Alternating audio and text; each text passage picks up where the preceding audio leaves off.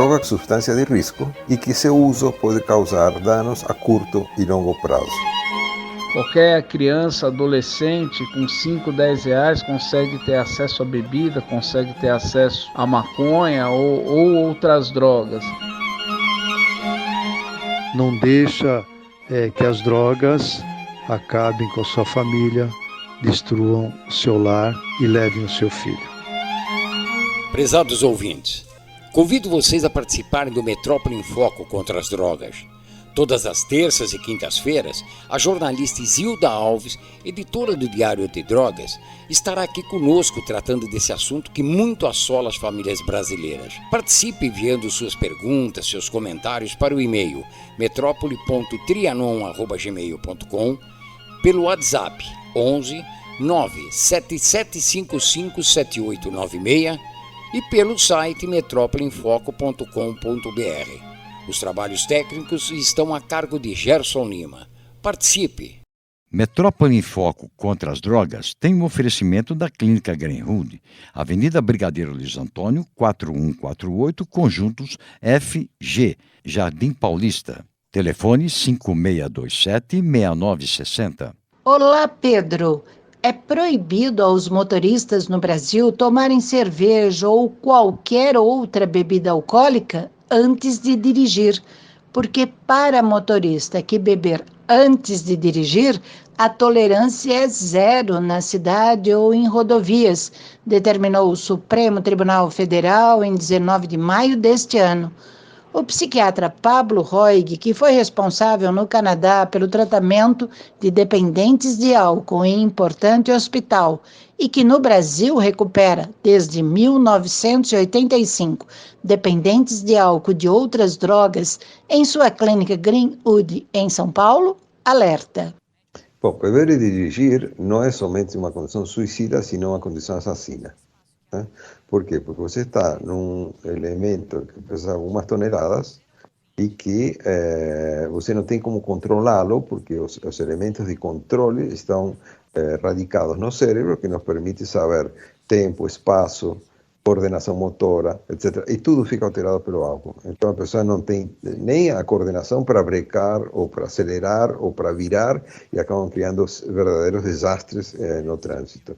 Por isso, beber e guiar, volto a dizer, não é somente suicida, sino que é um elemento de possibilidade de assassinar outras pessoas.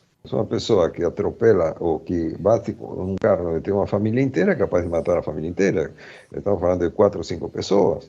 Uma pessoa que sobe na calçada e atropela a gente que está no ponto de ônibus, depende do horário, pode fazer um verdadeiro desastre. Então, por isso depende da circunstância, mas é uma situação de risco, inclusive uma situação de risco para o próprio indivíduo que está guiando sob efeito de álcool.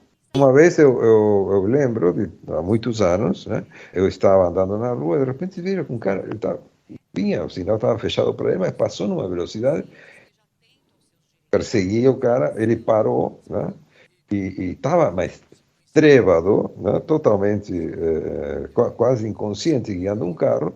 Eu simplesmente peguei a chave do carro, falei, olha, você agora pega um táxi, uma coisa, eu levei a chave do carro e entreguei na polícia. Porque esse cara podia ter me matado se eu passasse no sinal que me permitia passar, porque ele simplesmente não tinha coordenação, nem noção da senso-percepção, nem noção da realidade, como para entender que uma luz vermelha significa que ele tem que parar. Tragédias que, infelizmente, continuam sendo manchetes em sites, jornais e TVs, como esta do SBT em 17 de junho de 2022. Uma família inteira foi atropelada por um carro que invadiu a calçada em São Paulo. O motorista, que não tem carteira de habilitação, dirigia sob efeito de álcool. O Globo de 30 de maio, esta manchete. Motorista bêbado atropela motociclista e arrasta a moto por 5 quilômetros ao tentar fugir em Rondônia. No Correio Brasiliense de 22 de maio, esta manchete. Motorista que atropelou 5 crianças em Ceilândia, no Distrito Federal, estava bêbado. E nos sites de Minas Gerais, outra desgraça. Bebê de 1 mês morre em acidente de carro com motorista embriagado. Tragédias causadas por motoristas que beberam antes de dirigir. E como adverte o psiquiatra Pablo Roig, cerveja também é proibida para quem irá dirigir. Primeiro, a cerveja tem o mesmo álcool que tem o vinho, o whisky, a vodka, é o mesmo álcool, é o etanol. O que difere é a concentração. Então, na cerveja você tem 5%, no vinho você tem 10% a 13%, 14%, nos destilados você tem 40%, 50%, nos vinhos enriquecidos, que é o vinho do Porto, etc., tem 18%, mas é sempre o mesmo álcool. Então, se você toma álcool concentração baixa, também depende de quanto você vai beber. Se a pessoa está lá no bar, toma um copo de cerveja, em seguida ela entra no carro e vai dirigir, ela já está perdendo a coordenação motora? Claro, é progressivo isso. Tomar cerveja perde um pouquinho, se pegar 2, um pouco mais, se pegar 3, mais ainda. Então, o que acontece?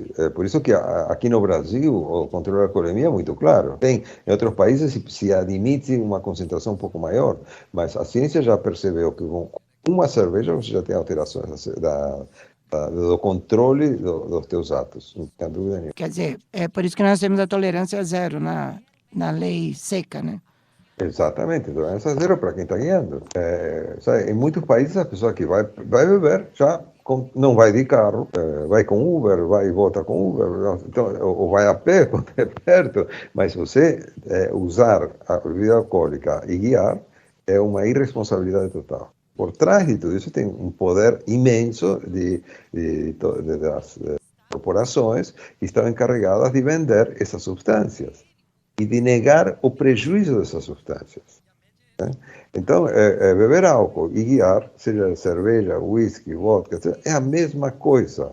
E com pequenas quantidades de álcool você já começa a modificar a tua senso-percepção e já começa a modificar a capacidade de você ter coordenação motora. Então, é isso que é muito importante. Então, já o controle que tem de alcoolemia e tal é muito benéfico, porque faz com que você não esteja sendo ameaçada quando está na rua por uma pessoa que está fazendo o que fez uso de álcool, então que alteram a sua capacidade de controlar os seus atos. Vamos repetir aos senhores motoristas a advertência do psiquiatra Pablo Roig.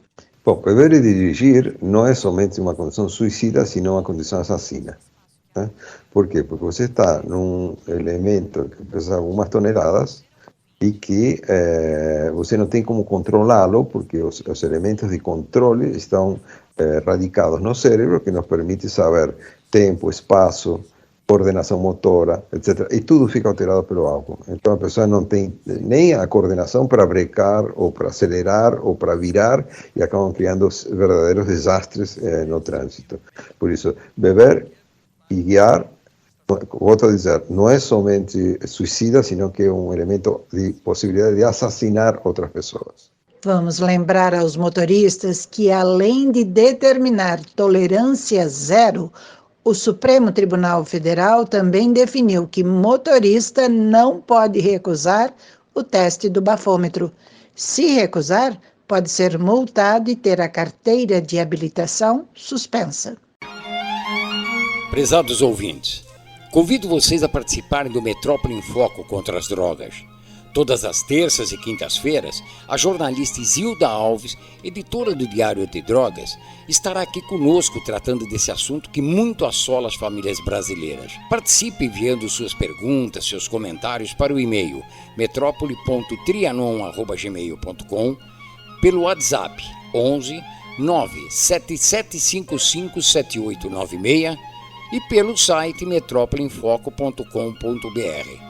Os trabalhos técnicos estão a cargo de Gerson Lima. Participe! Metrópole em Foco contra as Drogas teve o oferecimento da Clínica Greenwood, Avenida Brigadeiro Luiz Antônio, 4148, Conjuntos FG, Jardim Paulista. Telefone 5627-6960.